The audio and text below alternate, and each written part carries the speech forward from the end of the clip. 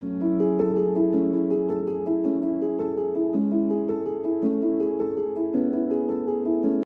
बच्चों, Radhe Radhe.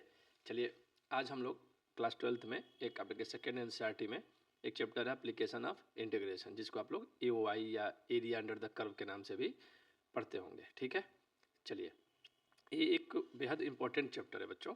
Class 12th में board में कम से कम एक 5 नंबर का क्वेश्चन तो निश्चित ही होता है। ठीक है, हो सकता है कि कभी कभी ये 10 नंबर का भी आ जाता है बच्चों हमारे लिए। ठीक है, तो एक बेहद इंपॉर्टेंट चैप्टर है। आज का लेक्चर उतना ही इंपॉर्टेंट है। ठीक है, अगर ये वाला लेक्चर आपको समझ में आ गया तो फिर आपके कोई भी सवाल हो, चाहे बोर्ड लेवल पे हो, चाहे मेंस में हो, जेई मेंस में, आपको कोई दिक्कत नहीं आने वाली है। ठीक है, तो बहुत ध्यान से हेडफोन का यूज कीजिए। ठीक है, पेन पेपर ले लीजिए और बहुत गौर से, बहुत आराम से हम पढ़ेंगे इसे, और ध्यान से एक एक बात को सुनिएगा। ठीक है, सबसे पहले जब हम एरिया पढ़ने जाते हैं, एओआई जब हम अपना चैप्टर पढ़ते हैं बच्चों, तो सबसे पहली बात जो आती है वो ये आती है कि ग्राफ कैसे बनेगा। सबसे पहला काम है हमारे पास बच्चों इसमें ग्राफ बनाना। दूसरा काम है हमारे पास बच्चों कि जब ग्राफ मिल जाए तो दो ग्राफ, जब एरिया कैसे बाउंड होगा, कम से कम दो ग्राफ होंगे। ठीक है, तो उनका इंटरसेक्शन पॉइंट की कैलकुलेशन करना। क्या करना है? इंटरसेक्शन पॉइंट कैलकुलेट करना होगा। ठीक है, तीसरे स्टेप में हमें एक स्ट्रिप लेना होगा जो कि हॉरिजॉन्टल भी हो सकती है और या फिर ऐसे वर्टिकल भी हो सकती है। ये डिपेंड करता है कि किस तरह का क्वेश्चन होगा। ठीक बात है, और उसके बाद जब ये हो जाएगा तो फिर हम एरिया का कैलकुलेशन करेंगे by method of integration. Area करेंगे किससे? मेथड ऑफ इंटीग्रेशन से। ठीक बात है, तो ये हमारे चैप्टर का पूरा ये स्टेप्स है जो हमको फॉलो करने हैं बच्चों। अगर इतना हम कर पा रहे हैं तो ये मान के चलिए कि हम सवाल कर पाएंगे। सबसे पहली बात आती है ग्राफ की, बहुत ध्यान से सुनिएगा बच्चों। सबसे पहली बात आती है ग्राफ की कि ग्राफ कैसे बनेंगे। ठीक है, पहले तो इसकी अंडरस्टैंडिंग ज़रा सा देखिए और समझने की कोशिश करिए। ग्राफ क्या होते हैं? ग्राफ बनाने के लिए आपको एक मैथमेटिकल इक्वेशन चाहिए बच्चों। क्या चाहिए? एक मैथमेटिकल इक्वेशन चाहिए। ठीक है, तो मैथमेटिकल इक्वेशन कोई भी हो, कम से कम दो वेरिएबल में होती है। किस में होती है बच्चों? टू वेरिएबल्स में। जैसे मान लीजिए, मैंने कोई आपसे कह सकता है कि भैया ये मान लीजिए ए लिखा हुआ है, तो इसमें तो सिंगल वेरिएबल है। नहीं बच्चों, ये हमेशा एफ एक्स इक्वल टू दिया होगा, तो आप अपने मन से इसको हमेशा वाई इक्वल टू मान लेंगे। कोई भी ग्राफ दिया हो, कोई भी मैथमेटिकल इक्वेशन दी हो, आप उसको y इक्वल टू कंसिडर कर सकते हैं। अगर उसने पहले से ही y में दे रखा होगा तो कोई बात ही नहीं। तो सबसे पहली बात क्या है? कोई भी इक्वेशन कम से कम, कोई भी इक्वेशन टू वेरिएबल्स में होगा, टू वेरिएबल में होना चाहिए हमारे लिए। क्या बात है? कोई भी इक्वेशन हमको जो एरिया के लिए चाहिए वो दो वेरिएबल में कम से कम होगी। तीन वेरिएबल भी होते हैं पर हमको मतलब नहीं है, हमें टू वेरिएबल से मतलब है। पहली बात। अच्छा, जब टू वेरिएबल होगा तो हम मान लेते हैं, जो हम लोग को मानना है, हम लेट कर लेते हैं कि हमारे पास वेरिएबल एक्स एंड वाई में होगा। हम लोग जो बात पढ़ने वाले हैं वो किस में पढ़ने वाले हैं? एक्स और वाई में। जरूरी नहीं है एक्स और वाई ही जीवन भर वेरिएबल हो बच्चों, ये ठीक है, ये हमारे पास कोई भी हो सकता है दो वेरिएबल। लेकिन हमको जो इस चैप्टर में पढ़ना है 12th में सीबीएसई के हिसाब से, उसमें दो वेरिएबल्स ही होते हैं। जनरली दो वेरिएबल ही मिलेंगे आपको हर एग्जाम में। ठीक है, और वो एक्स और वाई ही दिखते हैं। ठीक, अब चलिए चलते हैं आगे।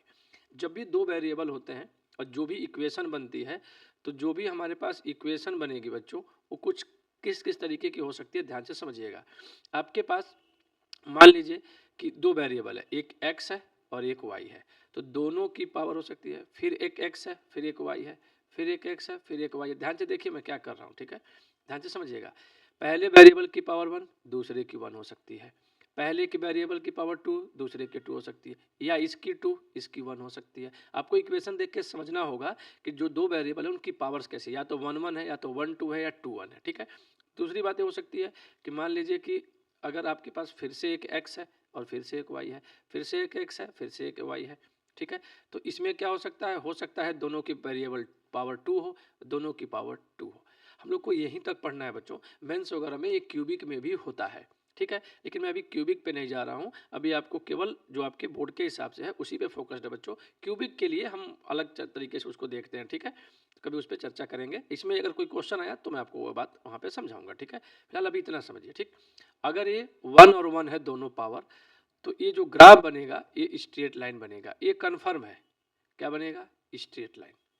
ये बिल्कुल हमारे लिए श्योर है। ठीक, ये जो दोनों है यानी 1 की पावर 1 और 1 की पावर 2 हो, तो ये हर हाल में बच्चों हमारे लिए पैराबोला बनेगा। क्या बनेगा? पैराबोला बनेगा। ठीक बात है। अच्छा, ये जो 2 और 2 वाले हैं, ये कई सारे हो सकते हैं, एक्स स्क्वायर और वाई स्क्वायर हो सकता है। तो इसमें क्या हो सकता है समझिएगा, x square plus y square हो और ये भी प्लस हो, तो यहाँ पे दो बातें आ जाती हैं। अगर इनके कोफिशिएंट, जैसे ये ए है और ये बी है, मान लीजिए इनके कुछ कोफिशिएंट भी दिए होंगे, कुछ नहीं दिया होगा तो 1 1 होगा, कुछ नहीं दिया होगा तो बच्चों 1 1 होगा। ठीक बात है। तो ध्यान से समझिएगा, ये जो बनेगा ये सर्कल बनेगा। सर्कल बनेगा कब? If a equal to b हो। अगर दोनों एक्स स्क्वायर और वाई स्क्वायर हैं तो सर्कल बन सकता है, या फिर बच्चों इलिप्स बन सकता है। क्या बन सकता है? इलिप्स बन सकता है। और अगर इनके कोफिशिएंट ए और बी है और बीच में माइनस है तो ये हाइपरबोला बनेगा। क्या बनेगा? हाइपरबोला बनेगा। क्या ये बात क्लियर हो रही है सबको, क्या बोला जा रहा है? ध्यान से सुनिए, इलिप्स बनेगा if a not equal to b हो, बीच में प्लस का होना जरूरी है बच्चों। तो देखिए, जब पावर दोनों की 2 होती है ना, तभी कंफ्यूजन है। अगर दोनों कोफिशिएंट सेम होंगे तो सर्कल बनेगा, अगर दोनों के कोफिशिएंट डिफरेंट होंगे और बीच में प्लस होगा तो एलिप्स बनेगा, दोनों के कोफिशिएंट डिफरेंट होंगे और बीच में माइनस होगा तो हाइपरबोला बनेगा। इतनी बात क्लियर है सबको? तो ये बात आप बिल्कुल एकदम याद रखेंगे कि ये सारी बातें हैं। ठीक, फिर से देख लीजिए एक बार। अगर दो वेरिएबल्स में हमारी कोई भी इक्वेशन हमें गिवन होगी, जब हम क्वेश्चन लेंगे आपको समझ में आ जाएगी बात। एक्स और वाई दोनों है, अगर दोनों की पावर 1 1 है बच्चों तो स्ट्रेट लाइन बनेगा।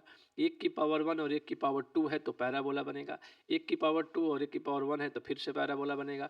दोनों की पावर अगर 2 और 2 है और कोफिशिएंट अगर दिए हुए हैं, कुछ नहीं होगा तो 1 1 कोफिशिएंट होगा, लेकिन अगर इक्वल कोफिशिएंट है तो हर हाल में सर्कल बनेगा, अगर डिफरेंट कोफिशिएंट है तो हर हाल में एलिप्स बनेगा। ठीक है। और अगर मान लीजिए कि बीच में माइनस आ जाए तो ये हाइपरबोला बनेगा। खैर हाइपरबोला का केस हमारे पास आता नहीं है, हम इलिप्स तक ही हमारा काम हो जाता है। ठीक बात है इतनी बच्चों? ठीक है। ये तो ग्राफ का आइडेंटिफिकेशन है। क्या है? ग्राफ पहचानना है, यहाँ पे ग्राफ की पहचान है बच्चों ये। ठीक बात है। कैसे पहचानोगे कि क्या बनेगा, पहले तो ये पता करो, उसके बाद कैसे बनेगा अब हम इस पे चलते हैं। ग्राफ कैसे बनेगा, ग्राफ कैसे बनेगा, अब जो भी इक्वेशन है उसका ग्राफ कैसे बनेगा इस पे चलते हैं। ठीक है, हाउ टू मेक। ठीक है, इस बात पे ध्यान रखिएगा। ठीक है, चलिए, तो पहली बात हमारे पास थी बच्चों स्ट्रेट लाइन। पहली बात क्या थी? Straight line. पहली बात क्या थी? Straight line. ठीक बात है। एक स्ट्रेट लाइन को बनाने के लिए क्या चाहिए वो ध्यान से सुनिएगा। सबसे पहली बात होती है कि अगर कोई भी स्ट्रेट लाइन हो तो आप दो चीज़ें आइडेंटिफाई करेंगे बच्चों। पहला उसका आइडेंटिफाई करेंगे स्लोप क्या है। स्लोप क्या है? स्लोप दो हो सकती है, या तो पॉजिटिव हो सकती है या तो निगेटिव हो सकती है। कब पॉजिटिव कब होगी? अगर थीटा लेस देन 90 डिग्री होगा। निगेटिव कब होगी? अगर थीटा ग्रेटर देन 90 डिग्री होगा। ठीक है, तो ये स्लोप समझ में आ रहा है। अभी मैं आपको समझाऊंगा कैसे कैसे डिसाइड करोगे, ध्यान से समझो। स्लोप की डिफिनेशन ये कहती है बच्चों कि कोई भी straight line positive x axis को, जहाँ मतलब एक्स एक्सिस को कट करती है, तो उसके पॉजिटिव एंटी क्लॉकवाइज चलने पे जो एंगल बनता है उसका tan लेने पे उसका स्लोप कहलाता है। जैसे मान लीजिए कि एक लाइन ए बन गई। ठीक, अब इस लाइन ने कहाँ कट किया? यहाँ पे।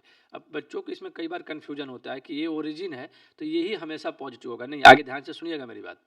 अगर इसने कट किया तो यहाँ पे देखिए, इस एंगल को घुमाइए एंटी क्लॉकवाइज, पॉजिटिव एक्स पे अपने पेन को रख के एंटी क्लॉकवाइज चलना उस लाइन तक। ठीक, अगर ये थीटा आपको देखिए जहाँ पे कट किया है वहाँ पे एक लाइन ड्रा करिए, क्या 90 से ज़्यादा है? इसका मतलब इसका स्लोप m निगेटिव है।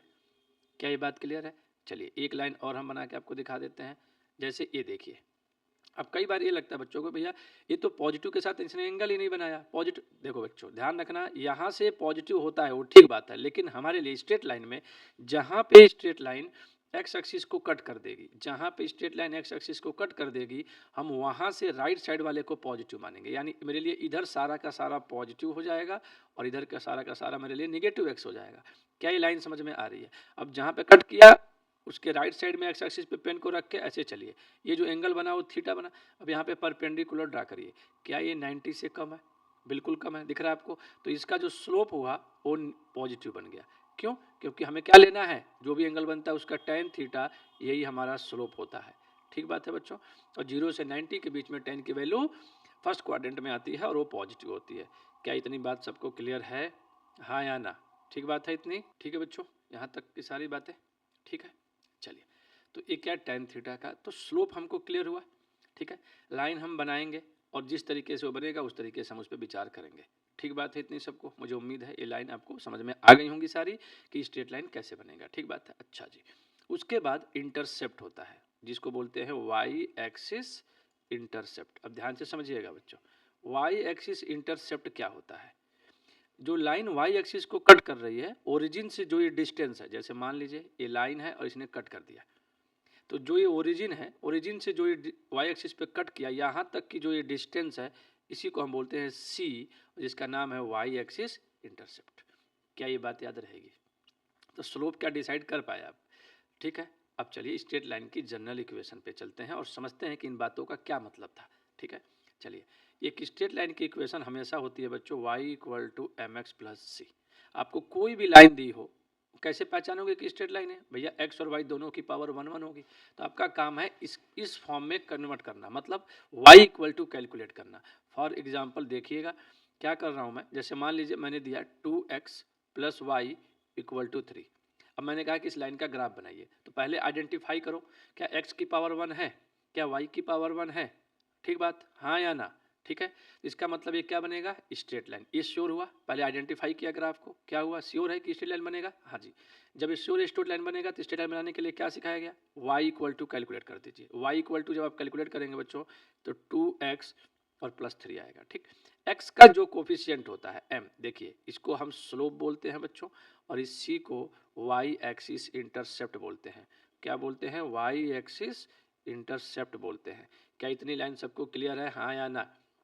ठीक, ये वाई एक्सिस इंटरसेप्ट है। अब चलिए देखिए, इसमें इसमें जो स्लोप है वो -2 है और जो सी है वो +3 है। जरा ध्यान से समझिएगा इस बात को। हमें -2 से मतलब नहीं है, हमें मतलब है सिर्फ नेगेटिव से। तो अगर इस लाइन को बनाना हो बच्चों, तो देखिएगा, नेगेटिव स्लोप चाहिए, तो देखिए नेगेटिव स्लोप इस लाइन का भी है और इस लाइन का भी है।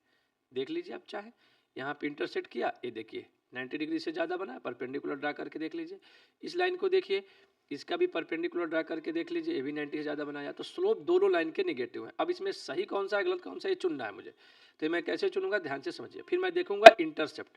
इंटरसेप्ट कैसा है बच्चों? पॉजिटिव। तो जो ये वाई एक्सिस है, ये पॉजिटिव वाई एक्सिस है, और ये वाली यहाँ से ये ओरिजिन है, तो ये नेगेटिव वाई एक्सिस है। तो ये लाइन जो है, इसका इंटरसेप्ट कैसा होना चाहिए? पॉजिटिव। तो इस पॉजिटिव को कहाँ पे कट किया इसने? पॉजिटिव यही तो होता है, पॉजिटिव वाई एक्सिस। इसका मतलब जो ये लाइन है उसका रफली डायग्राम ये बनेगा। ठीक बात है, और ये वाली लाइन हमारी नहीं होगी, क्यों? क्योंकि ये नेगेटिव वाई एक्सिस में कट किया। ठीक है, एक एग्जांपल और लेते हैं बच्चों। जैसे मान लीजिए कि आपको दिया है 3y plus 2x plus 7 equal to 0। क्या यह क्लियर है सबको कि स्ट्रेट लाइन बनेगा? क्योंकि x की पावर 1 है और y की पावर 1 है। क्योंकि x की पावर 1 है और y की पावर 1 है। क्या इतना सबको क्लियर है बच्चों? तो ये स्ट्रेट लाइन बनेगा। अब सबसे पहला काम क्या है? आप y इक्वल टू कैलकुलेट करिए। जब y इक्वल टू कैलकुलेट करोगे तो इस सबको इधर ले जाओगे, हाँ या ना? और अपॉन में 3 आ जाएगा। मुझे पॉजिटिव और निगेटिव से मतलब है, वैल्यूज़ क्या है उससे मतलब नहीं है। तो स्लोप देखिए नेगेटिव है और y एक्सिस इंटरसेप्ट भी बच्चों नेगेटिव है, यानी कि c भी नेगेटिव है और m भी नेगेटिव है और c भी नेगेटिव है। तो मैं लाइन बनाऊंगा। ठीक बात है, मुझे स्लोप नेगेटिव चाहिए, तो चलिए स्लोप नेगेटिव है इस लाइन का। आप याद भी कर सकते हो कि ऐसी जो लाइनें बनेंगी उनका स्लोप नेगेटिव और ऐसी जो दो बनेंगे उनका स्लोप पॉजिटिव होगा। चलिए ठीक बात है, ये देख लिया सबने। अच्छा, स्लोप नेगेटिव है तो ये भी लाइन हो सकती है, ये भी लाइन हो सकती है। सवाल ये है कि कौन सी लाइन होगी। तो इंटरसेप्ट देखते हैं, इंटरसेप्ट कैसा है बच्चों? नेगेटिव। तो इसमें कौन सी लाइन है जो नेगेटिव वाई को कट कर रही है? ये वाली, हाँ या ना? तो ये वाली हमारी करेक्ट लाइन होगी। इस जो इक्वेशन दी है उसका एक ग्राफ होगा। क्या इतनी बात सबको क्लियर है? हाँ या ना? ठीक है, तीसरा एग्जाम्पल देख लीजिए। एक एग्जाम्पल और देखिए बच्चों। मान लीजिए मैंने दिया आपको यहाँ से 3y minus 2x plus 7 equal to 0। अब इसको फिर से आप देखिए, क्या क्लियर है कि स्ट्रेट लाइन है? बिल्कुल क्लियर होना चाहिए। ठीक बात है, तो y इक्वल टू यहाँ से जरा कैलकुलेट करिए। ये मिलेगा 2x माइनस 7 अपॉन 3, यानी स्लोप मेरा कैसा है बच्चों? पॉजिटिव, और y एक्सिस इंटरसेप्ट नेगेटिव। ठीक, तो जो मेरी लाइन बननी चाहिए वो कैसी बननी चाहिए भाई साहब? ऐसी बनेगी। ठीक बात है। अब देखिएगा, ये प्लस है तो प्लस स्लोप कब होगा? जब लाइन ऐसे बनेगी। ये थोड़ा सा अंदाजा आपको लग जाना चाहिए। प्लस वाले स्लोप कैसे बनते हैं ऐसे, क्योंकि देखिए 90 डिग्री से कम बना, ये भी 90 डिग्री से कम बना। अब सवाल है ए वाली लाइन की, ए वाली लाइन, ये मेरा वाई होता है, ये एक्स होता है, ये सब मैं नहीं लिख रहा हूँ बच्चों, इतना सब अंडरस्टूड है आप लोग को, ठीक है। चलिए अगला देखते हैं, इसमें फिर क्या होना है हमारा, इसमें बच्चों नेगेटिव है, तो बताइए इसमें कौन सी लाइन नेगेटिव वाई को कट कर रही है, ए वाली लाइन, तो ए वाली मेरी करेक्ट हो गई, ए मेरी नहीं बनेगी। क्या स्ट्रेट लाइन इक्वेशन देने पे आप बना पाएंगे, हाँ या ना, बिल्कुल क्लियर बात हो गई है, ठीक है। चलिए अगला, चलिए अगर मान लीजिए एक स्टैंडर्ड है बच्चों, ध्यान से समझिएगा, अगर एक स्ट्रेट लाइन है, ठीक, और ये मान लीजिए पॉइंट ए से पास हो रही है x1 कॉमा y1 से, और बी से पास हो रही है x2 कॉमा y2 से। इसकी अगर मैं इक्वेशन बोलूँ तो इक्वेशन लिखेंगे y minus y1 y2 minus y1 upon x2 minus x1 x minus x1। ये लाइन की इक्वेशन लिखने का तरीका है बच्चों। अगर दो पॉइंट कभी दिया हो और आपको स्ट्रेट लाइन की इक्वेशन की ज़रूरत पड़े तो आप इस फार्मूले का इस्तेमाल करेंगे। हालांकि ये वाला पार्ट क्या है, स्लोप है, तो आप इसको अलग से भी चाहे तो पहले ही कैलकुलेट कर लीजिए, y2 minus y1 upon x2 minus x। कई बार बच्चे सोचेंगे कि भैया ये x1 और y1 ही क्यों लिया। बच्चों आप चाहो तो यहाँ पे y2 और x2 भी ले सकते हो, इसमें कोई समस्या नहीं है।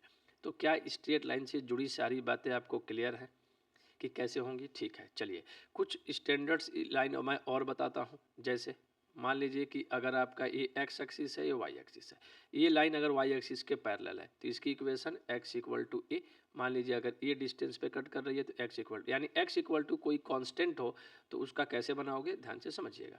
अगर मान लीजिए ये लाइन ऐसे हो जाए, ये लाइन ऐसे हो जाए तो ये वाई एक्सिस को कट कर रहा है इसने, हाँ या ना, तो इसको लिखोगे वाई इक्वल टू ए। ये डिस्टेंस मान लीजिए वाई पे कट किया। अगर मैं इस लाइन के स्लोप की बात करूं तो इसका स्लोप 0 होगा और इसका स्लोप अनडिफाइंड होगा। क्या होगा बच्चों, अनडिफाइंड होगा, क्योंकि ये 90 10 90 बनेगा, और 10 90 जब बनेगा तो अनडिफाइंड होता है, जनरली बच्चों से इन्फिनिटी बोलते हैं। तो क्या इतनी बातें स्ट्रेट लाइन से क्लियर है बच्चों सबको, हाँ या ना। मुझे उम्मीद है आप इसको बना पाएंगे, ठीक बात है। चलिए इसके बाद होता है बच्चों 1 की पावर 1 और 1 की पावर 2। 1 की पावर 1 और 1 की पावर 2, जिसको हम लोग क्या बोलते थे, दूसरा हमारा ग्राफ है बच्चों जिसका नाम है पैराबोला। क्या नाम है, पैराबोला। अब ध्यान से सुनिएगा, जब भी पैराबोला बनेगा तो मान लीजिए x की पावर 1 है और y की पावर 2 है, या फिर हो सकता है कि y की पावर 1 हो और x की पावर 2 हो। यही दो केस आपको मिल सकते हैं, एक वेरिएबल की पावर 1 और एक वेरिएबल की पावर 2, तो ये पैराबोला बनेगा। अब ध्यान से सुनिएगा, जिस अब जैसे जब भी आप कोई ग्राफ बनाते हो बच्चों तो ध्यान से सुनो, ये एक्स एक्सिस होता है, ये वाई एक्सिस होता है। तो आप ध्यान से सुनिएगा, मैं एक लाइन लिख रहा हूँ बच्चों, जिस वेरिएबल की पावर, अभी आपको बात समझ में आ जाएगी, जिस वेरिएबल की पावर 1 होगी, पैराबोला का मुंह उधर ही खुलेगा। अभी आपको ये बात समझ में आ जाएगी कि ये क्या बताया जा रहा है, ठीक है। पैराबोला का मुंह उधर ही खुलेगा। मुझे उम्मीद है कि ये बात आप लोग को क्लियर रहेगी, हाँ या ना। बेहद इम्पोर्टेंट बात है बच्चों, आप इसको हमेशा से याद रखेंगे हर हाल में, ठीक है। इसको हर हाल में आप लोग को याद रखना है, बेहद इम्पोर्टेंट बात है किसी भी स्थिति में, ठीक बात है। अब वो कैसे खुलेगा, कैसे होता है, क्या बोला जा रहा है, इस पे हम चलते हैं। जैसे मान लीजिए पहला आपका है y square equal to 4ax, ये पैराबोला का स्टैंडर्ड इक्वेशन होता है। कभी न कभी 11th में आपने इसे पढ़ा होगा, नहीं भी पढ़ा तो ध्यान से सुनिए। जैसे देखिए 1 की पावर 1 है और 1 की पावर 2 है, तो इस पैराबोला को जब बनाना हो बच्चों तो ध्यान से समझिए, किस वेरिएबल, ये एक्स एक्सिस हो गया, ये वाई एक्सिस हो गया, किस वेरिएबल की पावर 1 है, एक्स की, और प्लस एक्स की कि माइनस एक्स की, प्लस एक्स की, कुछ नहीं लिखा तो प्लस एक्स है, तो प्लस एक्स की तरफ इस पैराबोला का मुंह खुल जाएगा, मतलब ये ऐसे बनेगा, ठीक बात, हाँ या ना, क्लियर हो रही है सबको। बहुत ध्यान से देखिएगा बच्चों। चलिए अगले पे चलते हैं, थोड़ा देखिएगा इसका दूसरा। देखिए अगर मान लीजिए आपको दिया है x square equal to 4ay, अगर मैं इसको कहूँ बनाने को तो बच्चों ये एक्स है, वाई है, किस वेरिएबल की पावर 1 है, वाई की, प्लस वाई की या माइनस वाई की, प्लस वाई की, तो किधर मुंह खुल जाएगा इसका, प्लस वाई की तरफ। क्या ठीक बात है। तीसरा मान लीजिए लिखा है x square equal to minus 4ay 4ax minus 4ax, हाँ या ना, 4ax, इसका कैसे बनेगा बच्चों, मान लीजिए ए बना, ठीक, माइनस एक्स की तरफ है तो ये पता है आपको एक्स होता है, एक्स डैश होता है, वाई होता है, वाई डैश होता है, इसका मतलब इसका माइनस एक्स की तरफ मुँह खुलेगा, हाँ या ना, ठीक। फोर्थ देख लीजिए जरा, अगर मान लीजिए आपको लिखा है x square equal to minus 4ay, फिर क्या करेंगे बच्चों, ये एक्स एक्सिस है, ये वाई है, ये एक्स डैश है, ये वाई डैश है, नेगेटिव वाई की तरफ मुँह खुलेगा, किसकी तरफ, नेगेटिव वाई की तरफ मुँह खुलेगा, हाँ या ना, ठीक है, नेगेटिव वाई की तरफ मुँह खुलेगा। क्या ये बात सबको क्लियर है, हाँ या ना, बिल्कुल क्लियर है बच्चों, ठीक बात है। एक चीज़ और ध्यान रखिएगा, अब पैराबोला से रिलेटेड है, किसी भी क्वाड्रेटिक इक्वेशन की, जैसे y equal to a x square plus b x plus c, ये हमेशा पैराबोला बनता है, क्या बनता है बच्चों, पैराबोला बनता है। और ड्रा करने का लॉजिक बिल्कुल यही है कि अगर वेरिएबल की पावर 1 है, अगर वेरिएबल की अगर जिसकी पावर 1 है उधर ही मुंह खुलेगा, प्लस वाई है तो प्लस वाई की तरफ, माइनस वाई है तो माइनस वाई की तरफ। क्या ये बात समझ में आ रही है, कई बार इसको 10th क्लास में भी पढ़ाया गया होता है कि एक्स स्क्वायर का कोफिशिएंट अगर ए है तो प्लस वाई की तरफ, और वो है तो ये बात क्लियर होनी चाहिए सबको, वाई की तरफ है ओपन होना चाहिए, हाँ या ना बच्चों, ठीक है। जब इस पे सवाल आएंगे तो हम इस पे चर्चा करेंगे। एक बात और समझिएगा, जब इस तरह की चीज़ें होती है ना, तो जैसे देखिए इसमें वाई के साथ कुछ नहीं है, वाई के साथ कुछ नहीं है, केवल वेरिएबल वेरिएबल की इक्वेशन, अगर इसमें कोई कांस्टेंट होता है तो उसको हम लोग शिफ्टेड पैराबोला बोलते हैं बच्चों, क्या बोलते हैं, शिफ्टेड पैराबोला। क्या ये बात याद रखेंगे, हाँ या ना, तो इस तरीके से इस बात को ध्यान रखेंगे सभी लोग कि पैराबोला कैसे बनता है, क्या क्या बनता है, ठीक है। जब सवाल आएंगे तो हम जरूर इस बात पे चर्चा करेंगे कि कैसे करना है, ठीक है।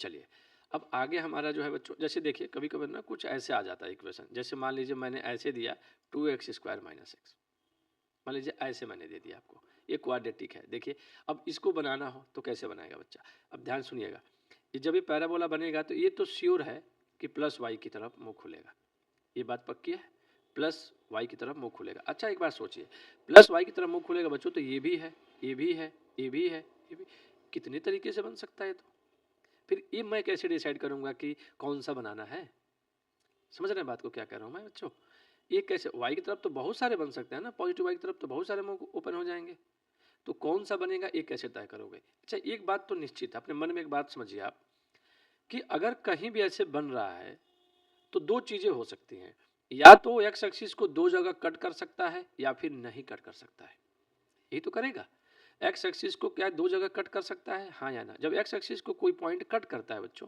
तो उसका वाई कोऑर्डिनेट जीरो होता है, वाई क्या हो जाएगा, जीरो हो जाएगा। क्या इतना तो आपको समझ है, हाँ या ना, जब इस पर सवाल आएगा तो हम एक बार और समझाएंगे आपको, लेकिन फिर भी समझा रहा हूँ मैं एक बार, क्या वो इसके लिए वाई जीरो नहीं है, तो जैसे ही आप इसमें वाई जीरो पुट कर दोगे ये सॉल्व हो जाएगा, और जैसे ही एक्स मिल जाएगा, एक्स की वैल्यू पुट कर दोगे तो दो पॉइंट मिल जाएंगे, दो पॉइंट मिल जाएंगे इसका मतलब उससे मिलाते हुए पैराबोला बना दोगे। जब क्वेश्चन आएगा तो हम इस पर जरूर चर्चा करेंगे। मुझे उम्मीद है कि यहाँ तक की सारी बातें आप लोगों को क्लियर हो रही होंगी, हाँ या ना बच्चों, ठीक है, पैराबोला हमारा क्लियर है। चलिए अगला हमारा है बच्चों सर्कल, अगला हमारा है सर्कल।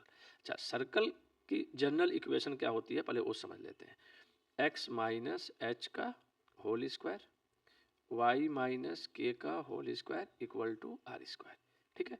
इसका जो सेंटर हुआ बच्चों, उसका जो सेंटर हुआ वो एच कॉमा के हुआ, और आर जो है इसका वो रेडियस है, आर इसका क्या है, रेडियस है, आर क्या है बच्चों इसका, रेडियस है, ठीक बात है, आर क्या है बच्चों, रेडियस है। क्या इतनी बात सबको क्लियर है, हाँ या ना, पहला ये बना दिया मैंने। दूसरा एक सर्कल बन जाता है कभी कभार बच्चों, x square plus y square equal to r square, इस सर्कल है ये भी, पर इसका जो सेंटर है, इसका जो सेंटर है वो 0,0 है, और आर जो है वो रेडियस है। तो ध्यान रखिएगा, जैसे फॉर एग्जांपल जरा समझिए, जैसे मान लीजिए मैंने दिया x माइनस 2 का होल स्क्वायर, वाई माइनस 3 का होल स्क्वायर इक्वल टू 25, केवल सेंटर बताइए तो 2,3, और रेडियस बताइए तो रेडियस निगेटिव हो नहीं सकती, 5 हो गई, ठीक है। अगला एग्जाम्पल देखिएगा, मान लीजिए मैंने दिया एक्स स्क्वायर वाई प्लस 1 का होल स्क्वायर इक्वल टू 36। अब इसमें मैं पूछूं तो देखिए एक्स स्क्वायर के साथ कुछ भी नहीं लिखा, तो इसका मतलब सेंटर का पहला कोऑर्डिनेट एक्स कोऑर्डिनेट जीरो हो गया। अच्छा ये जरा कंपेयर करिए, बच्चे यहाँ पे कंफ्यूज हो जाते हैं, वाई माइनस के होता है बच्चों स्टैंडर्ड फॉर्म में, तो के की वैल्यू -1 है, ठीक बात, हाँ या ना? इस y वाले पार्ट को आप चाहें तो ऐसे y ऑफ माइनस ऐसे लिख सकते हैं ना स्टैंडर्ड फॉर्म में। तो k की वैल्यू कितनी आ गई 1 और रेडियस कितनी आ गई 6। क्या ये कंपैरिजन समझ में आ पा रहा है या नहीं आ पा रहा है? ठीक बात है। अच्छा, कई बार ऐसे होता है बच्चों, कुछ कुछ जैसे मान लीजिए 2x² 2y² plus 4x plus 8y plus 2 equal to 0, ये भी एक सर्कल की इक्वेशन है। कभी कभी ऐसे आ जाता है। इसमें से क्या करेंगे भैया, सबसे पहला काम है स्टैंडर्ड फॉर्म में कन्वर्ट करना। स्टैंडर्ड फॉर्म का मतलब x² और y² का कोफिशिएंट 1 बनाना है। ध्यान रखिए, देखिए सेम है, दोनों का इक्वल है, 2 और 2 है, तो ये सर्कल तो बनेगा, ये तो श्योर है, आपको मैंने स्टार्टिंग में समझाई थी ये बात। लेकिन जब ये सर्कल बनेगा बच्चों, तो जब आप इसके सेंटर निकालने जाओगे, रेडियस निकालने जाओगे, तो या तो इस तरीके से परफेक्ट स्क्वायर में कन्वर्ट कर दो, या तो फिर इसको -g-f से निकालो। अब क्या होता है, पहले तो ये बात आपको मैं आगे चल के समझाता हूँ। ठीक है, ये बात याद रखिएगा। हम इस चीज़ को आगे फिर से एक बार समझने की कोशिश करते हैं कि ये क्या है और कैसे है। ठीक है, तो सभी लोग ज़रा ध्यान देंगे। सर्कल की एक और जनरल इक्वेशन, हालांकि 12th में बहुत कम उम्मीद होती है कि ऐसी बातें आती हैं, लेकिन फिर भी एक जनरल इक्वेशन होती है सर्कल की, वो मैं लिख रहा हूँ, ध्यान दीजिएगा। जनरल इक्वेशन होती है बच्चों x² plus y² plus 2gx plus 2fy plus c equal to 0। अगर ऐसी इक्वेशन दी हो तो जो सेंटर होता है वो -g-f होता है, और जो रेडियस होती है वो g² plus f² minus c होती है। ठीक बात है, और ये हमेशा greater than or equal to 0 होनी चाहिए, पॉजिटिव। ठीक है, तो चलिए, जैसे अभी मैंने एक सवाल जो दिया था, वो दिया था 2x² 2y² plus 4x plus 8y plus 2 equal to 0। क्या कंपेयर कीजिए, तो सबसे पहले क्या स्टैंडर्ड फॉर्म में है? बिल्कुल नहीं है। तो सबसे पहले x² और y² के कोफिशिएंट को क्या करेंगे बच्चों, इक्वल बनाएंगे। जब आप इसे इक्वल बनाएंगे मतलब 1 बनाएंगे, इक्वल तो है ही, खैर 1 बनाएंगे तो 2 कॉमन लीजिएगा, तो x² plus y² plus 2x plus 4y plus 1 equal to 0। क्या ठीक बात है? अब कंपेयर करिए, सेंटर निकालने के लिए g और f चाहिए, तो जरा देखिए x का कोफिशिएंट 2g होता है, तो यहाँ x की यानी 2g बराबर 2 है, 2f बराबर 4 है, और c की वैल्यू प्लस का 1 है।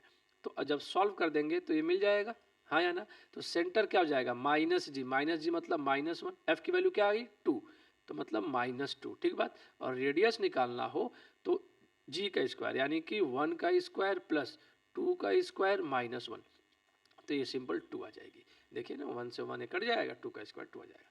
क्या ये बात समझ में आ रही है? तो इस तरीके से भी कई बार सर्कल होते हैं बच्चों, क्योंकि जब तक सेंटर पता नहीं चलेगा, रेडियस पता नहीं चलेगी, तब तक सर्कल को ड्रा नहीं कर पाएंगे हम। तो मोटा उतनी ही बातें बता रहा हूँ जितने से आपका ये चैप्टर क्लियर हो जाए बच्चों। ठीक है, चलिए। ठीक, अगला है हमारे पास बच्चों एलिप्स। अगला हमारे पास क्या है, एलिप्स। एलिप्स कैसे होती है? एलिप्स की स्टैंडर्ड इक्वेशन है x² अपॉन a²। बोर्ड में ना कई बार से ना एलिप्स के सवाल को ज़्यादा पूछ रहा है, ज़्यादा तवज्जो मिल रही है बच्चों। ठीक है, थोड़ा सा इसको गौर से समझिएगा। इसमें दो बातें हो सकती हैं। अगर a ग्रेटर देन b है तो आपको ये जो एलिप्स बनाना है वो ऐसे बनाना है, ध्यान रखिएगा। और ये जहाँ कट किया, इस पॉइंट का कोऑर्डिनेट a,0, इस पॉइंट का कोऑर्डिनेट -a,0 होता है। ये जो कट करता है वो 0,b होता है, और ये जो कट करता है 0,-b। बहुत कुछ होता है इसमें, एसेंट्रिसिटी वगैरह दुनिया भर की चीज़ें। ठीक है, तो ये मैंने आपको बता दिया। दूसरी बात है, अगर b ग्रेटर देन a हो तो क्या होगा, b ग्रेटर देन a हो बच्चों तो ये एलिप्स ऐसे बनेगा। ठीक बात है, अभी भी इन पॉइंट के कोऑर्डिनेट जो है वो अभी भी a ही है, a डैश है, a b है और a b डैश है। यहाँ पे भी यही था, यहाँ पे भी कुछ चेंज नहीं हुआ है, a डैश है, ए बी और बी डैश है। तो एलिप्स को याद रखिएगा जब भी ऐसे बनाने की स्थिति आएगी। ठीक बात है, ए ग्रेटर देन बी कंपेयर कर लिया जाएगा यहाँ से। जैसे मान लीजिए कि अगर एक क्वेश्चन दे दूँ मैं, x² upon 36 y² upon 25 equal to 1, इस स्टैंडर्ड फॉर्म में। तो जरा ए की वैल्यू देखिए, a² इक्वल टू 36 है तो ए की वैल्यू 6 आ गई। ठीक बात है, और b² बच्चों अगर 25 है तो b की वैल्यू 5 आ गई। हाँ या ना? क्या इतनी बातें क्लियर है? ठीक है, तो अब सबसे महत्वपूर्ण है कि अब देखिए ए ग्रेटर देन बी है तो क्या बनेगा, ये वाला इलिप्स बन जाएगा। तो इसको अगर बनाना हो बच्चों तो हम सिंपली ऐसे बना देंगे, आपको सोचना नहीं है इसमें। और इस पॉइंट का कोऑर्डिनेट 1,0, आपको ये याद रखना है। ठीक है, क्या इलिप्स की बात है, हाइपरबोला हम लोग को बनाने आता नहीं है, मतलब हमको करना नहीं है, तो हम उस बात पे ध्यान नहीं देंगे, पर फिर भी अगर हाइपरबोला की इक्वेशन आपको समझनी है तो मैं लिख देता हूँ, आप देख सकते हैं x square upon a square minus y square upon b square equal to 1। Hyperbola जो बनता है वो कुछ इस तरीके से बनता है बच्चों। ये मैं आपको सिर्फ समझने के लिए बना दिया हूँ, आपको इसके बारे में कुछ नहीं पढ़ना है, ना कुछ जानना है, ये सब मेंस वगैरह के सिलेबस में होता है, वहाँ पे जब आएगा जब ये बात की जाएगी। ठीक है, फिलहाल इतनी बातें सबको क्लियर है। ठीक है, चलिए अगला पॉइंट था हमारा, ग्राफ के बाद था intersection point. Intersection point, intersection point, intersection point कैसे कैलकुलेट होंगे भाई साहब? इंटरसेक्शन पॉइंट कैसे कैलकुलेट होंगे? जो भी दो कर्व दिया होगा, जैसे मान लीजिए एक ये बना एक ये बना, तो इसकी एक इक्वेशन दी होगी, इसकी इक्वेशन दी होगी, ये y1 दिया होगा ग्राफ मान लीजिए y2, इन दोनों को आपस में सॉल्व करके जो आप वैल्यू कैलकुलेट करोगे वही हमारा कहलाएगा intersection point. Intersection point calculate हो जाने के बाद जो बात होगी, उसके बाद आप बिल्कुल उसके बाद तो फिर सवाल समझ में आ जाएंगे। चलिए मैं एक ना ऐसे ही एग्जाम्पल ले रहा हूँ कि हम लोग करने वाले क्या हैं। ठीक है, चलिए मान लीजिए मैंने कहा बच्चों कि एक ग्राफ बना रहा हूँ मैं, गौर से देखिएगा, मैंने एक ग्राफ बनाया है, आप ये मत सोचिए क्या बना रहा हूँ मैं, बस ये देखिए ग्राफ बना रहा हूँ मैं। ठीक है, अब ये जरा देखिएगा, अगर मुझे इस ग्राफ को बनाना है बच्चों, या मैं पूछूं कि इसकी एरिया बताओ, इसकी एरिया बताओ, तो आप क्या करते हो? देखो ध्यान से, जब जनरल ज्योमेट्री होती है बच्चों तो हम क्या करते हैं, मान लीजिए इस पॉइंट का कोऑर्डिनेट आपका अल्फा कॉमा बीटा हो। ठीक है, अब जरा समझिएगा स्ट्रिप कैसे लेते हैं। तो बच्चों हम क्या कर सकते हैं, ये वाली ग्राफ हमको समझ में आ रही है, ठीक बात है। चलिए, तो एरिया देखिए यहाँ पे थोड़ी सी पास पास है, यहाँ पे बीच में ज़्यादा हो जा रही है बीच में, तो इस तरीके की एरिया को कैलकुलेट करने के लिए हम इंटीग्रेशन के मेथड का इस्तेमाल करते हैं। तो क्या करते हैं बच्चों, इसमें हम एक छोटी सी रेक्टेंगल लेते हैं, ज़रा ध्यान से समझिएगा, छोटा सा एक रेक्टेंगल बनाया हमने, ऐसा छोटा सा, गौर कीजिएगा सभी लोग, ये समझ में आ रहा है सबको क्या? हाँ या ना? छोटा सा रेक्टेंगल कैसे बनाएंगे अब समझिएगा। आपको रेक्टेंगल ऐसे बनाना है कि आप दोनों कर्व को, जो भी आपके ग्राफ हैं, जो भी कर्व है आपके पास, उन दोनों को आपने टच कर दिया। मान लीजिए ये पॉइंट है ए और यहाँ पे एक पॉइंट है बी। ठीक, ये पॉइंट का कोऑर्डिनेट x कॉमा y1 मान लेंगे और बी पॉइंट का कोऑर्डिनेट x कॉमा y2 होगा। होगा कि नहीं होगा? पहले तो समझिए क्या होगा या नहीं होगा, क्योंकि x तो पॉइंट तो सेम ही है, तो x तो x ही रहेगा और y चेंज हो जाएगा। समझ में आ रही है? क्योंकि हम ऊपर की तरफ जा रहे हैं, y एक्सिस की तरफ जा रहे हैं। हाँ या ना बच्चों? तो क्या ये बात क्लियर है? अच्छा जी। अच्छा, इसकी विड्थ किधर है? x एक्सिस की तरफ, तो मैंने कहा कि छोटी सी विड्थ होगी, तो विड्थ हमने मान लिया dx है। अब आप सब भूल जाइए, सिर्फ इस रेक्टेंगल के एरिया लिखिए। तो इस रेक्टेंगल की एरिया, अगर मैं छोटी सी एक रेक्टेंगल है तो डीए मान लो बच्चों, तो रेक्टेंगल की एरिया होती क्या है? Length into width. लेंथ कितनी है इसकी? y2 minus y1। क्या ये बात समझ में आई? लेंथ कितनी है? y2 minus y1, b minus है, ठीक बात। अच्छा, विड्थ कितनी है? dx। अब चूंकि छोटे छोटे सबको निकालना है तो क्या कर दिया जाएगा? इंटीग्रेशन। तो ये तो हो जाएगा एरिया ए। अब ये समझिएगा जरा, y2 minus y1 into dx, ठीक बात है। अच्छा, अब लिमिट रखनी है तो डेफिनेट, अगर आपने पढ़ा है तो आपको ये बात याद होनी चाहिए कि जो ये लिमिट रखते हैं किसकी वैल्यू रखते हैं? लिमिट किसकी वैल्यू होती है? जो इंटीग्रल का वेरिएबल होता है। इंटीग्रल का वेरिएबल क्या होता है? जो डी के साथ लिखा होता है। डी के साथ क्या लिखा है? एक्स। यानी यहाँ पे जो वैल्यू मुझे रखनी है बच्चों, वो एक्स की रखनी है, एक्स की वैल्यू रखनी है। अब वो कौन सी एक्स की वैल्यू रखनी है ये समझिएगा। जो भी कर्व बाउंड होगा, जो भी एरिया बाउंड होगी बच्चों, वो जाहिर सी बात है कि कहीं ना कहीं तो बाउंड होगी ना, दो जगह पे। इन दोनों पॉइंट पे, इन दोनों पॉइंट की एक्स कोऑर्डिनेट रखनी है, छोटे से बड़े की तरफ, मतलब कम वैल्यू से ज्यादा वैल्यू की तरफ। तो कम वैल्यू क्या है? 0, और इसकी कहाँ पे कट हो गया? अल्फा। अब समझ में आ रहा है? ये इंटरसेक्शन पॉइंट कैसे मिलेगा? जब इन दोनों को सॉल्व किए रहोगे तभी तो अल्फा और बीटा मिलेगा। तो ये रख दिया। अच्छा, कोई ये कह सकता है कि भैया कोई जरूरी है हम ऐसे ही करेंगे? नहीं जी बेटा, बिल्कुल भी ऐसा कोई ज़रूरी तो नहीं है। ये तो मैं भी कह रहा हूँ, ऐसा कोई ज़रूरी नहीं है। ठीक है, आप बस करना सीखिए। ये x हो गया, ये y हो गया। किसी ने कहा कि जी मैं ऐसे स्ट्रिप नहीं लूँगा, मैं तो ऐसे लूँगा। ठीक है, कोई बात नहीं जी, कोई दिक्कत ही नहीं इस बात में। तो अब मैं कह रहा हूँ कि ये वाला पॉइंट A है और ये वाला पॉइंट B है। चलिए बताइए किसकी तरफ लेंथ है इसका? x की तरफ। तो इसका कोऑर्डिनेट अगर मैं कहूँ तो x2 कॉमा y होगा और इसका x1 कॉमा y होगा। क्यों? क्योंकि y बच्चों चेंज नहीं हो रहा है, x1 कॉमा y होगा, तो y तो चेंज ही नहीं हुआ ना, हॉरिजॉन्टल है। तो अच्छा, विड्थ किधर है? y एक्सिस की तरफ, तो विड्थ इसकी हो गई dy। चलिए इसकी एरिया लिखिए। तो चलिए da नहीं लिख रहा हूँ, सीधे a लिख दे रहा हूँ। बताइए लेंथ क्या होगी इसकी? लेंथ क्या होगी? सोचिए लेंथ क्या होगी? क्या x2 माइनस x1 होगी? हाँ या ना? क्या लेंथ x2 माइनस x1 होगी? ठीक बात है। और विड्थ कितनी होगी बच्चों, dy होगी। तो क्या विड्थ dy होगी, हाँ या ना, x2 माइनस x1 होगी और विड्थ dy होगी। अच्छा, अब मान लीजिए इस पॉइंट का कोऑर्डिनेट अगर अल्फा कॉमा बीटा है और इसका 0 कॉमा 0 है, तो अब किसकी वैल्यू रखोगे लिमिट में, y की। किसकी वैल्यू रखोगे, y की। क्यों, क्योंकि इंटीग्रेशन का वेरिएबल क्या है, y है। तो y की वैल्यू रखो 0 से लेके, और जहाँ पॉइंट इंटरसेक्ट किया वो पॉइंट कौन सा है, बीटा। तो ये पॉइंट क्या आ गया, बीटा। अब इसको जो इंटीग्रेट करना, अब सवाल है कि भैया ये y2 और y1 कहाँ से मिलेगा भाई। अच्छा एक बात बताओ, ये जो b पॉइंट है क्या इस कर्व पे नहीं है, जो a पॉइंट है क्या इस वाले कर्व पे नहीं है। तो आपको करना क्या बच्चों, ये जो b पॉइंट है क्या इस कर्व की इक्वेशन को सेटिस्फाई करेगा, हाँ या ना, क्या इस कर्व की इक्वेशन को सेटिस्फाई करेगा। ठीक बात है, अगर इस कर्व की इक्वेशन को सेटिस्फाई करेगा तो ये पॉइंट उसमें रख दीजिए, उसमें से y2 की वैल्यू मिल जाएगी। सीधी सी भाषा में समझिए कि ऊपर वाले ग्राफ में से नीचे वाले ग्राफ को माइनस करना है और y की वैल्यू को माइनस करना है। अगर ऐसा स्टेप लिया तो दोनों ग्राफ के x की वैल्यू को माइनस करना है। अगर मैं सीधे सीधे बोलूँ, ये तो आपको समझाने के लिए बता रहा हूँ, अगर आपको ऐसे याद करना क्या करोगे, ऊपर वाले ग्राफ में से नीचे वाले ग्राफ को माइनस करना है। क्या ये बात क्लियर है। और स्ट्रिप ऐसे लेनी है जो दोनों को कवर करे, दोनों को टच करे, नहीं तो फिर हमारा काम नहीं हो पाएगा। ठीक है, तो क्या ये स्ट्रिप लेने की बात समझ में आई है आप लोगों को।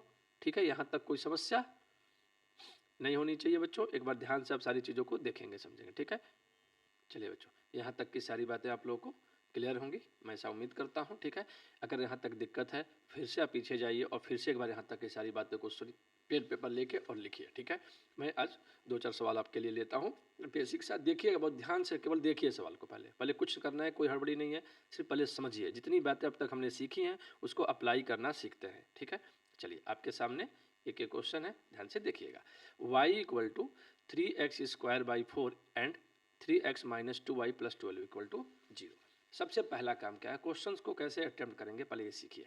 पहले एक एक ग्राफ को देखिए, तो हमारे पास ये पहला ग्राफ है।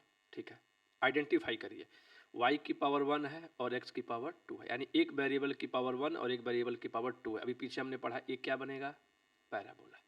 क्या बनेगा, पैराबोला। चलिए इसको देखिए, एक वेरिएबल की पावर 1 है, एक वेरिएबल की पावर 1 है, यानी दोनों की पावर 1 है, तो ये क्या बना बच्चों, स्ट्रेट लाइन। क्या बना, स्ट्रेट लाइन। क्या यहाँ तक सभी लोग कॉन्फिडेंट है, ठीक बात। चलिए पैराबोला बनाना है तो कैसे बनाते हैं, सोचते हैं। पैराबोला बनाने के लिए क्या y इक्वल टू या x, हमने क्या सीखा है, जितने इक्वेशन पढ़ी है एक्स स्क्वायर इक्वल टू सीखा है। अब नहीं भी ऐसे करोगे तो ऐसे ही रहने दो, बस हमें ये पता है कि जिसकी पावर 1 है पैराबोला का मुंह उधर ही खुलेगा। क्या प्लस y है क्या, इसका मतलब ये मुझे समझ में आ गया कि ये किधर बनेगा, प्लस y की तरफ इसका मुंह खुलेगा। क्या पैराबोला की बातें समझाई गई हैं, याद है हाँ या ना, नहीं है तो पीछे एक बार जाइए, फिर से यहाँ तक की वीडियो को एक बार फिर से देखिए बच्चों, रट जाना चाहिए यहाँ तक की सारी बातों को, वरना फिर सवाल में कुछ नहीं हो पाएगा आपसे, केवल देखते भर रह जाएंगे आप लोग। ठीक है, गौर कीजिए जरा, ये स्ट्रेट लाइन बनेगा। स्ट्रेट लाइन बनाने के लिए मैंने आपको क्या सिखाया था, सबसे पहले y इक्वल टू निकालेंगे।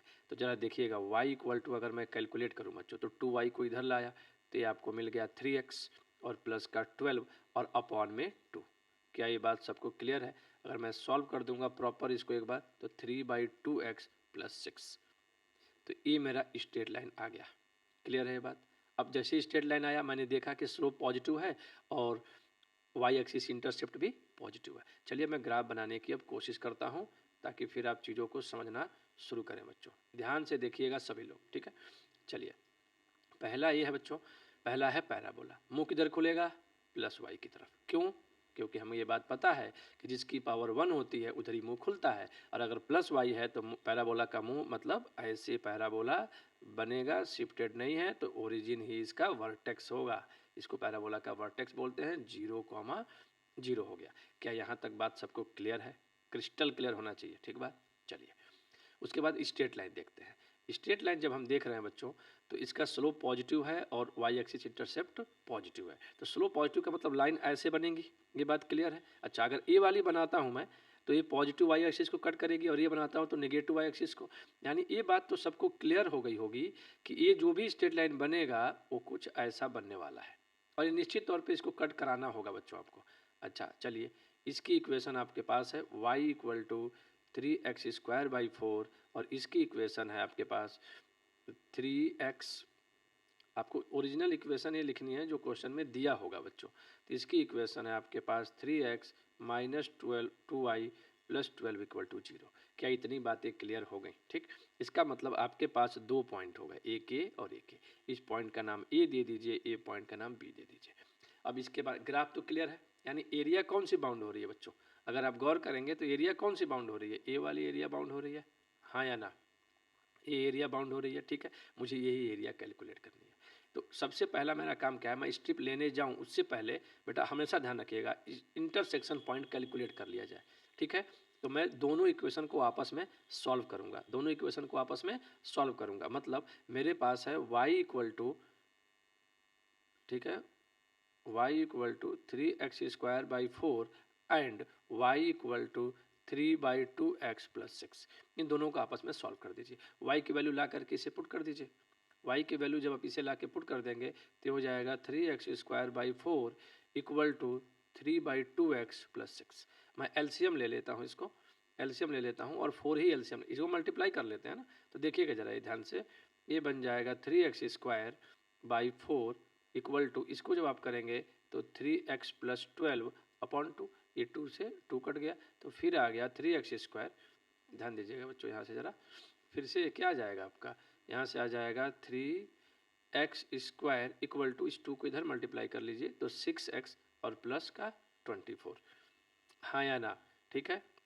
अब 3 से चाहे तो आप कट भी कर सकते हैं, तो देखिए 3, 8, 2 और 8, ठीक है। तो ये मिल जाएगा x² - 2x - 8 = 0। अब इस क्वाड्रेटिक को, दो लाइन को सॉल्व करना आपस में, मतलब सॉल्व करने का क्या मतलब है? सॉल्व करने का मतलब कि मुझे वेरिएबल्स की वैल्यू कैलकुलेट करनी है, क्या हाँ या ना? ठीक है, तो x की वेरिएबल अब मैं इसको कर सकता हूँ, ठीक है। तो अब इसको कैसे किया जाएगा, ध्यान से समझिएगा। x² - 4x + 2x - 8 = 0। अगर मैं यहाँ से x कॉमन ले लूँ तो x - 4, देखिए मैं शुरू के 1-2 सवालों में ऐसा करूँगा, बाकी इंटरसेक्शन पॉइंट आपको आ जाना चाहिए, ठीक है। +2x - 4 = 0। तो x + 2 एक फैक्टर आ गया और एक फैक्टर आ गया x - 4 = 0। तो एक बराबर x बराबर -2 आया और एक x = +4 आया। अब ध्यान से सुनिए, आना भी चाहिए था, आना भी चाहिए था। क्यों बच्चों? क्योंकि देखिए एक नेगेटिव x में कट हो रहा है और एक पॉजिटिव, मतलब a वाले पॉइंट के लिए तो x - 2 होने वाला है। और x की वैल्यू अगर मैं -2 डाल दूँ बच्चों यहाँ पे इस वाले इक्वेशन में, पैराबोला वाली इक्वेशन में, इस वाली आप इसको 1 मान लीजिए और इसको 2 मान लीजिए। तो 1 में अगर आप x की वैल्यू -2 पुट करोगे एट x = -2, y = 3/4 × -2 का होल स्क्वायर, ये पूरा कट गया, y बराबर क्या मिला? 3 मिल गया। तो इसका मतलब पहला पॉइंट जो ए मिला वो -2, 3। ये कैसे पहचानते हैं बच्चों कि किसका कौन सा कोऑर्डिनेट? देखिए ये नेगेटिव x में है तो मैं समझ गया कि इसका कोऑर्डिनेट क्या आ गया, -2, 3। अब मैं एट x = 4, जब मैं x = 4 करूँगा बच्चों तो y = मिलेगा 3/4 × 4 का स्क्वायर, एक 4 से 4 कैंसिल हो गया, 12। तो b पॉइंट का कोऑर्डिनेट मिल गया 4, 12। तो 4, 12 -2, 3। क्या ये लाइन सबको समझ में आई कि कैसे कैलकुलेट किया गया? ये बेहद इंपॉर्टेंट लाइन है, जब तक मैं ये कैलकुलेट नहीं करूँगा तब तक मैं कुछ नहीं कर पाऊँगा, ठीक है। चलिए अब इसके बाद बच्चों हम स्ट्रिप लेते हैं। अब कई बच्चे ऐसे देखो, ऐसे स्ट्रिप अगर हॉरिजॉन्टल लोगे तो दिक्कत है। क्यों? क्योंकि इसको आप ले ही नहीं पाओगे बच्चों, दोनों ग्राफ एक साथ कवर ही नहीं हो पाएगी। तो हम क्या किए, इसमें वर्टिकल स्ट्रिप ले, कहीं भी ले सकते हैं आप, आपकी मर्जी है। तो मैंने एक वर्टिकल स्ट्रिप ले लिया, ठीक बात है। और इस पॉइंट का नाम हमने P रख दिया और इस पॉइंट का नाम हमने Q रख दिया। P का कोऑर्डिनेट x, y1 रखा और Q का कोऑर्डिनेट x, y2 रखा। जरा ध्यान सोचिए, P है किस पे? P पैराबोला पे है, इसको सेटिस्फाई करेगा, मतलब y1 = 3x/4 मिल जाएगा, हाँ या ना? तो पहले तो, और अच्छा देखिए x एक्सिस की तरफ इसकी विड्थ है तो इसकी विड्थ मैंने ले ली dx। ये समझ में आ रहा है सबको कि x एक्सिस की तरफ है तो dx इसकी विड्थ हो जाएगी, ठीक है। अब मैं जब एरिया लिखने जाऊंगा बच्चों इसका, तो मैं एरिया लिखूंगा a = ध्यान दीजिएगा y2 - y1 × dx। और लिमिट जरा समझिए, x की वैल्यू रखनी है तो x वैल्यू आप देखिए कहाँ से शुरू हो रही है, -2 से लेके और कहाँ ख़त्म हो रही है, 4 पे। तो जल्दबाजी तो नहीं करना चाहिए खैर, लेकिन अगर x की वैल्यू भी निकल जाए और टाइम कम हो तो केवल लिमिट रख के काम चला लीजिए, y की वैल्यू कैलकुलेट करिए ही मत। क्या ये बात समझ में आ रही है? -2 से 4 तक। अब सवाल है y2 क्या है, y1 क्या है? इसके लिए क्या करेंगे बच्चों? इसके लिए आपके पास ऑप्शन है, बिल्कुल। y2 कौन सा पॉइंट कोऑर्डिनेट है? q का। q पॉइंट किस पे है? इस लाइन पे। इस लाइन में, ये लाइन की जो इक्वेशन ये वाली है y = 3/2x + 6 में, इसमें आप x, y2 रख दीजिए। जैसे ही आप ये रखेंगे बच्चों तो आपको ठीक है बच्चों यहाँ तक। तो जैसे आप इसमें y2 की वैल्यू पुट करोगे तो यहाँ से लाइन वाली इक्वेशन से y2 मिल जाएगी। और देखो सीधी सी बात है, एग्जाम में इतना सब लिखने का टाइम नहीं होता, तो y2 इक्वल टू आप क्या करोगे, ऐसे समझो ऊपर वाले ग्राफ में से y निकालो और नीचे वाले ग्राफ का y निकालो, ऊपर वाले ग्राफ के y में से नीचे वाले y को माइनस कर दो। तो अगर मैं ऐसा कर पा रहा हूँ तो मैं देख पा रहा हूँ कि y2 की वैल्यू जो आ रही है मेरे पास बच्चों -2 से 4, और ये 3/2x + 6 आ रही है, साथ में माइनस अगर मैं y की वैल्यू रख रहा हूँ तो ये आपकी आ रही है 3x² / 4। ये हमारी दोनों वैल्यू आ गई और इस पूरे को हमें dx के रिस्पेक्ट में इंटीग्रेट कर देना है। अब आपका काम है इसको चुपचाप इंटीग्रेट करना। अगर आपको इसको इंटीग्रेट करना है तो आप इसको बिल्कुल आसानी से एलसीएम ले करके जैसे भी समझ में आए आप इंटीग्रेट कर सकते हैं बच्चों, ठीक है, कोई बहुत बड़ी चीज़ नहीं होती है इसमें। -2 से 4 जरा देखिएगा, मैं इसको सॉल्व कर दे रहा हूँ एक बार ताकि ये थोड़ी सी आसानी हो जाए। तो ज़रा देखिए इंटीग्रेट कर दूं मैं सीधे सीधे से, अगर आप चाहो तो अलग अलग इंटीग्रेशन कर लो और चाहो तो एक ही साथ भी कर सकते हो बच्चों, ठीक है। तो अगर आपने डेफिनेट इनडेफिनेट सब पढ़ रखा है तो इसमें बहुत दिक्कत नहीं होगी इंटीग्रेशन में, अब आपका काम हो चुका है बच्चों, ठीक है। तो ज़रा समझिएगा ए इक्वल टू अगर मैं इंटीग्रेट करूँ तो देखिएगा ये तो 3/2 होगा, एक्स का इंटीग्रेशन x² / 2 होगा, प्लस 6 का 6x हो जाएगा, -3/4 और x स्क्वायर है तो x³ / 3 हो जाएगा। क्या ये बात समझ में आ रही है? और लिमिट कहाँ से कहाँ तक, -2 से 4 तक, हाँ या ना। अब देखिएगा अगर मैं इसको सॉल्व कर दूं थोड़ा सा और सिंप्लीफाई कर लूँ बच्चों, तो 3/4x² + 6x और ये 3 से 3 कैंसिल तो -x³ / 4। अब यहाँ के बाद ना कई बार बच्चे बहुत हड़बड़ी कर देते हैं, ठीक है। ये देखो इंटीग्रेशन इसमें टफ नहीं होता बच्चों, टफ है ग्राफ और स्ट्रिप लेना, वैल्यू रखना। ये तो समझ में आया कि मैंने y2 कहाँ से लिया, y1 कहाँ से लिया। y2 ऊपर वाले ग्राफ का पॉइंट था q पॉइंट, तो उस वाले ग्राफ में आप अगर उस पॉइंट को पुट करोगे बच्चों तो उसमें से y2 निकल जाएगा। और सीधी सीधी बात है, तो ऐसे समझो, ऐसे लिख दो और क्या सोचो ऊपर वाले ग्राफ में से y की वैल्यू निकाल के और नीचे वाले ग्राफ में से y की वैल्यू निकाल के दोनों को माइनस कर दो, वही y2 - y1 हो जाएगा। यहाँ तक बात समझ में आ रही है? नहीं आ रही है तो फिर क्यू वाले पॉइंट को सेटिस्फाई करा दो, उस पॉइंट पे, वो पॉइंट कहाँ है, उस कर्व पे है, तो उसमें पुट कर दो तो वहाँ से y2 की वैल्यू मिल जाएगी, हाँ या ना। ठीक बात है। अच्छा, ये इंटीग्रेट करने के बाद बच्चे बहुत जल्दबाजी करते हैं बच्चों, यहाँ से हमेशा ध्यान रखिएगा कि जल्दबाजी कुछ नहीं करनी है। अपर लिमिट और लोअर लिमिट ना जो बहुत ही ध्यान से आपको पुट करनी है। तो देखिए पहले 2 ब्रैकेट बना लीजिए, 2 ब्रैकेट में ही पुट करिए, यानी कि पहले 4 की वैल्यू पुट करिए, यानी 3/4 इंटू 4 का स्क्वायर प्लस 6 इंटू 4 माइनस 4 का क्यूब बाई 4। क्या ये बात समझ में? ये अपर लिमिट रखा आपने, माइनस अब लोअर लिमिट रखिए। तो जरा देखिएगा ये 3/4 इंटू -2 का स्क्वायर करेंगे तो 4 आ जाएगा, ये सब कैलकुलेशन कर लीजिए। अच्छा 6 इंटू -2 करेंगे तो -12 आएगा, क्या बात है, माइनस, और ये आपका -2 का क्यूब अपॉन 4 रहने वाला है। चाहे तो आप एक बार वैसे भी कर सकते हैं चीज़ों को, ठीक है। तो ए इक्वल टू जरा ये देखिएगा, अगर ये 4 का स्क्वायर हो गया बच्चों, ठीक है, तो ये आप देखिए जरा गौर से, यहाँ से एक 4 से एक 4 कैंसिल हो जाएगा, तो यहाँ से क्या बचेगा आपके पास, 12 बचेगा इस वाले ब्रैकेट में, ठीक है। और प्लस ये आपका 24 आएगा, और यहाँ से देखिए एक 4 से एक 4 कैंसिल हो जाएगा तो -4 का स्क्वायर यानी कि 16 हो जाएगा। क्या है, पहला ब्रैकेट हो गया माइनस, इसको जरा समझिए, 4 से 4 कैंसिल हो गया तो 3 आया, -12 आया, ये माइनस पहले से है, 2 का क्यूब करोगे तो प्लस बाहर आएगा, माइनस बाहर होकर ये भी प्लस हो जाएगा, और ये हो जाएगा 8/4, 8/4, 8/4। क्या ये बात समझ में आई? तो इसको आप यहाँ से चाहो तो कट कर दो, 2 हो जाएगा। जरा ये देखिएगा, यहाँ से आप देखो तो 20 बचेगी बच्चों, हाँ या ना, यहाँ से क्या बचेगा, 20 आएगा।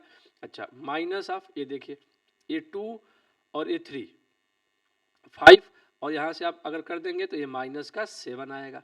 तो जरा ध्यान देखेंगे तो 20 + 7 यानी कि 27, ध्यान से समझिएगा बच्चों, क्या आ जाएगा आपका यहाँ से 27 स्क्वायर यूनिट्स। ये लिखना मत भूलिएगा कभी भी, एरिया है तो स्क्वायर यूनिट्स में ही आएगा। क्या ये बात क्लियर है? ये हमारा फाइनल आंसर है बच्चों इस एक क्वेश्चन का, ठीक है। बहुत आराम आराम से मैंने इन सारी चीज़ों को आपको समझाया है बच्चों, ठीक बात है, ठीक। चलिए यहीं पे मैं आपको एक होमवर्क देता हूँ ठीक इसी की तरीके का, तो मैं चाहूँगा कि आप वो होमवर्क बिल्कुल कर पाएँ, ठीक है। ध्यान से देखिएगा, आपको मैं ना एक इसी तरीके का बिल्कुल एकदम एक होमवर्क दे रहा हूँ, ध्यान से समझिएगा।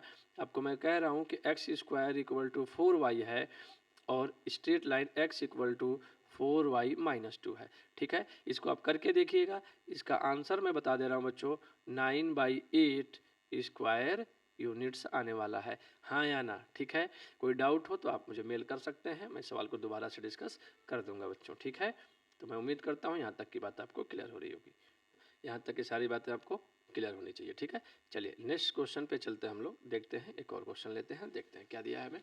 Y square equal to 8x and x square equal to 8y। देखिए पहले आइडेंटिफाई करिए, फिर से ध्यान से सुनिए, पहले आइडेंटिफाई करिए, एक वेरिएबल की पावर 1 और एक वेरिएबल की पावर 2, तो ये बनेगा पैराबोला।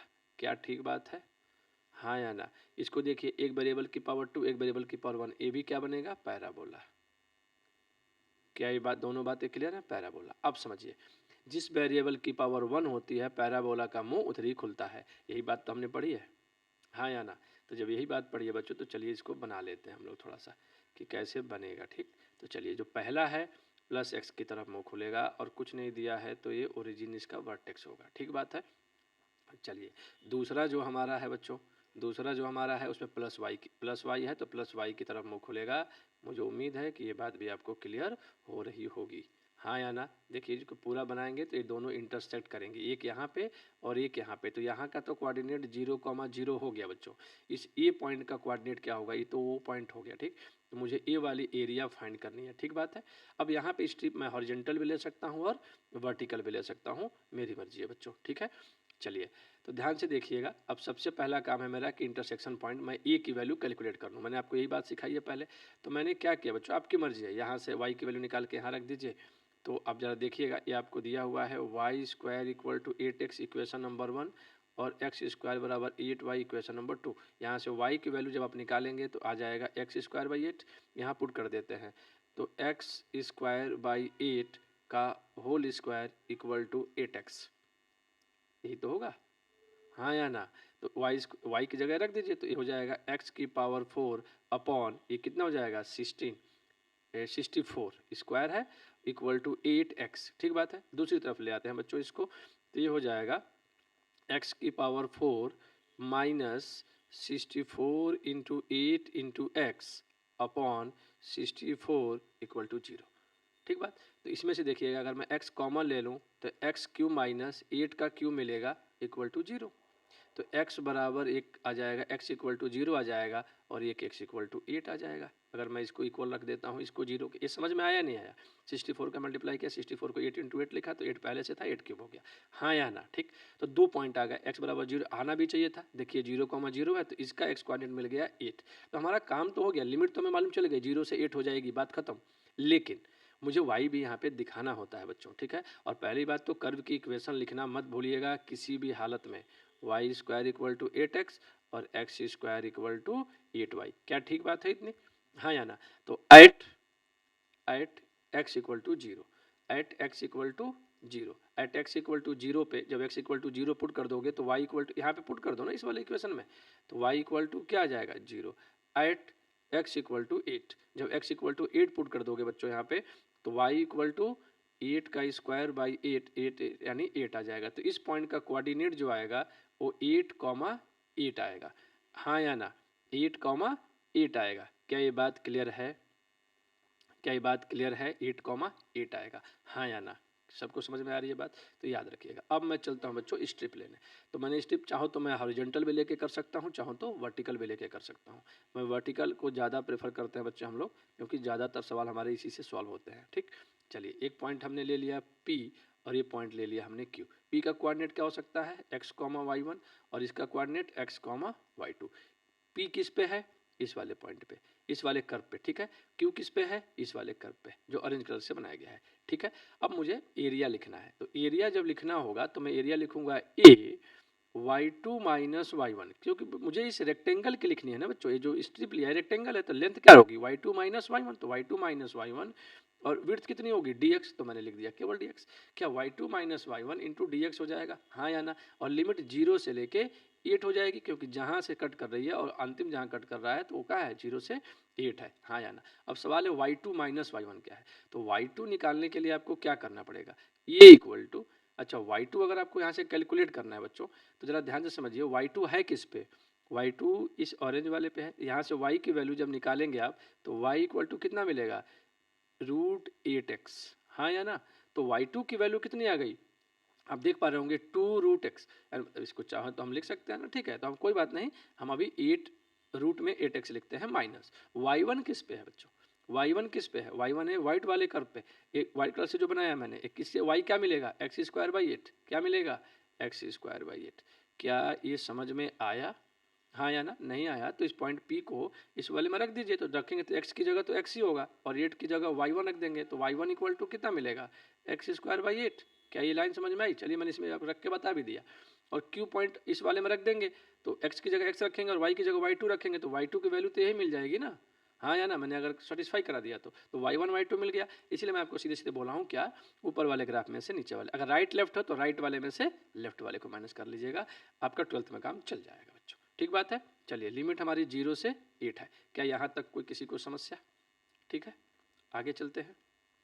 तो हमारा जो एरिया है बच्चों, एरिया की जो वैल्यू आएगी वो आएगी 0 से 8। अच्छा जो 8 लिखा है तो हम इसे चाहें तो बच्चों √8 ही रहने देते हैं ना, क्या समस्या है, √8 इंटू एक्स की पावर 1/2 ऐसे लिख सकता हूँ क्या, माइनस ये आपकी जो आई है वो आई है x²/8, ठीक है, और ये हमारा थोड़ा सा मैंने अपने आप को सही कर लिया। अब मैं इसको अगर इंटीग्रेशन कर दूं बच्चों, तो 0 से 8, जरा ध्यान दीजिएगा, रूट सॉरी इंटीग्रेट कर दिया जाए सीधे, अब क्या ही सोचना है इसमें, तो √8 आ गया हमारा, √8। अच्छा x की पावर 1/2 का मतलब हुआ x की पावर 1/2 + 1 अपॉन 1/2 + 1, ठीक बात है, माइनस ये हो जाएगा x³/8 इंटू 3, हाँ या ना, और लिमिट 0 से 8। क्या इतनी बात सबको क्लियर है, हाँ या ना, चलिए ध्यान दीजिएगा, ये इसको ऐड करेंगे तो ये हो जाएगा 2 ऊपर जाएगा तो 2√8 अपॉन में आएगा बच्चों 3 और x की पावर 3/2 माइनस ये हो जाएगा x³/24 और लिमिट हमारी है बच्चों 0 से 8। क्या यहाँ तक सबको क्लियर है, अब मैं रखूँगा, अब यहाँ से बच्चों हम लोग अपर लिमिट और लोअर लिमिट रखेंगे, तो ज़रा देखिएगा ये लिखा है 2√8/3, 8 की पावर 3/2 माइनस 8 का क्यूब अपॉन 24, हाँ या ना, ज़रा देखिएगा ये क्या लिखा है 2√8/3 और इसको लिख सकते हैं 8 इंटू 8 की पावर 1/2 माइनस इसको 8 इंटू 64 लिख सकते हैं क्या, हाँ या ना, तो ये हो जाएगा 3 और ये देखिएगा ये √8 तो 64 इंटू 128, देखिए यहाँ से 8 रूट में तो 8 आएगा और 8 और 8 64 और 64 इंटू 2 128/3 माइनस यहाँ से 64/3, तो यहाँ से देखिएगा आपका फाइनल आंसर आ जाएगा 64/3 स्क्वायर यूनिट्स, ठीक है। तो मुझे उम्मीद है कि यहाँ तक की बात आपको क्लियर होगी बच्चों, ठीक है।